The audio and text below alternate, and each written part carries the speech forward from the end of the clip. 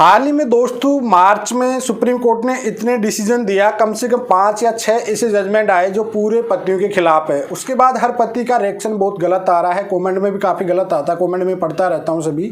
लेकिन इस वीडियो को देखने के बाद आपका पूरा डर खत्म हो जाएगा। एक सवाल आया था कि जब 90% मामले झूठे आते हैं 498 के NCRB के आंकड़े के अकॉर्डिंग, तो हमको डरना क्यों चाहिए। जी हाँ दोस्तों, बात ये भी सही है। तो पूरी डिस्कशन में आज इस टॉपिक पे बात करेंगे और कैसे आप इन जजमेंटों से बच सकते हैं। तो चलिए दोस्तों, नो टाइम पास नो बकवास, सीधा करते हैं काम की बात। मैं हूं हंस।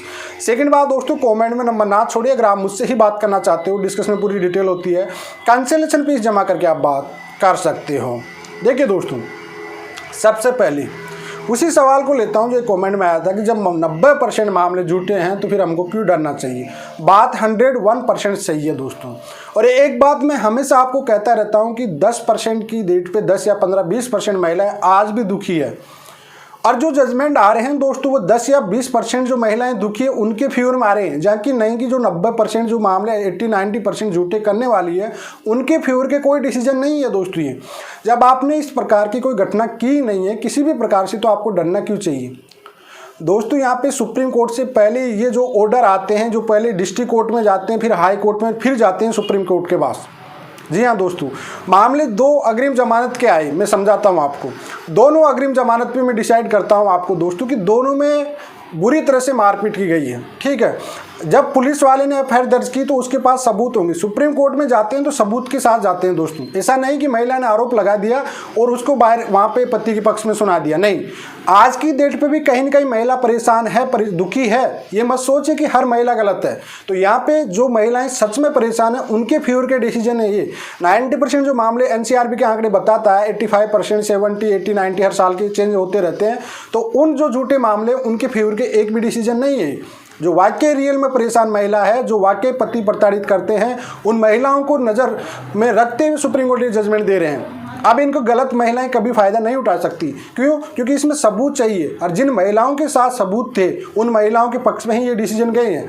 क्यों? क्योंकि ये मामले डिस्ट्रिक्ट कोर्ट में जाएगा, उसके बाद में हाई कोर्ट में, और हाई कोर्ट के बाद सुप्रीम कोर्ट में। जब डिस्ट्रिक्ट कोर्ट उसे खारिज कर रहा है, हाई कोर्ट उसे खारिज कर रहा है, तो सुप्रीम कोर्ट खारिज क्यों नहीं करेगा? क्योंकि तथ्य और सबूत स्ट्रॉन्गेबल है उन महिलाओं के पास, तब जाके ये डिसीजन खराब आ रहे हैं उनके लिए।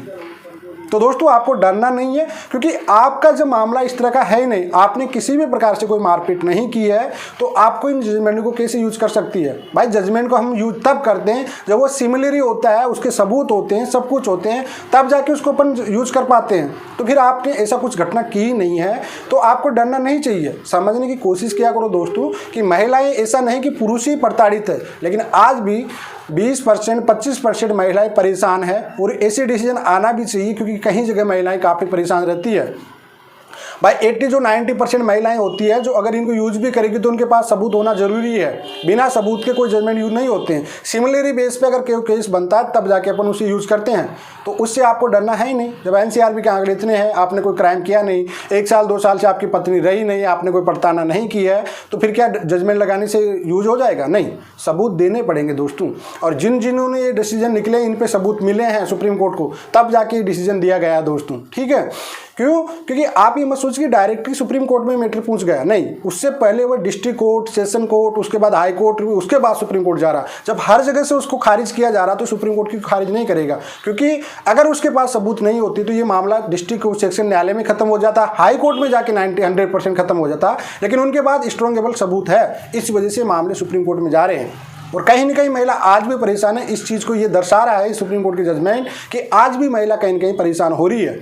तो ये बात माइंड में निकाल दीजिए। अगर आप गलत करोगे तो सच में आपको प्रॉब्लम आएगी, लेकिन अगर आप गलत नहीं हो किसी भी प्रकार से तो आपको कोई दिक्कत नहीं। 99% मामलों में सबको पता है कि 498 में 2 एंट्री सेपेटरी खारिज की गई सुप्रीम कोर्ट से। क्यों?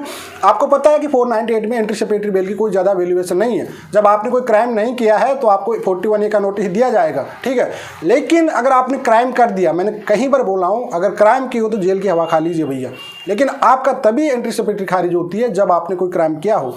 किसी भी महिला के साथ आपने मारपीट की हो तो उस सिचुएशन में आपको फिर अग्रिम भी जमानत खारिज हो। नहीं तो 90% मामलों में अग्रिम जमानत की जरूरत होती नहीं है दोस्तों, ये बात आप माइंड में फिट कर लीजिए, ठीक है। जिसने प्रताड़ना की है, जिसने वाकई सबूत छोड़े हैं, महिला के पास सबूत रहे हैं, उन्हीं के फेवर डिसीजन है। झूठे केस करने वालों के लिए किसी भी प्रकार से कोई सपोर्टेबल नहीं होंगे, तो आपको इससे किसी भी प्रकार का कोई लॉस नहीं होने वाला है। भाई जो गलत नहीं हो आप लोग, तो गलत, जब गलत ही नहीं हो तो आपके साथ ये जजमेंट कोई प्रकार कोई इफेक्टिव नहीं डालेगा। सब कुल मिला के समझ में आ गया, जो गलत करेगा उसको सजा मिलेगी, चाहे वो पति हो चाहे वो पत्नी हो। जो झूठा केस करने वाली है उनको इस जजमेंट कभी सपोर्ट नहीं करेंगे, क्योंकि इनको यूज करना होगा तो सबूत लाना पड़ेगा। जब सबूत ही नहीं है तो फिर आपको डरना क्यों है। कुल मिलाकर समझ में आ गया होगा दोस्तों। अगर आई बात समझ में तो लाइक शेयर कीजिए, अगर कोई सवाल है तो कमेंट में छोड़ दीजिए। चलिए आज के लिए इतना ही। जय हिंद।